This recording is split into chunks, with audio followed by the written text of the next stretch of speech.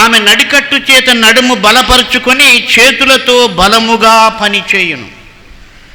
కాబట్టి గుణవతి అయిన భార్య యొక్క లక్షణం ఏంటంటే తన నడుము బలపరుచుకొని, అంటే ఇక్కడ కూడా మనం ఏం చేయాలి?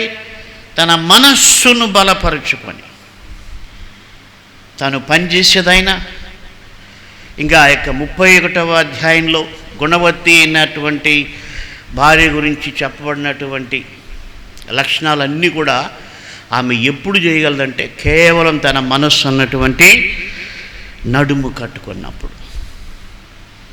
దాని గురించి చాలా విషయాలు చెప్పబడ్డాయి.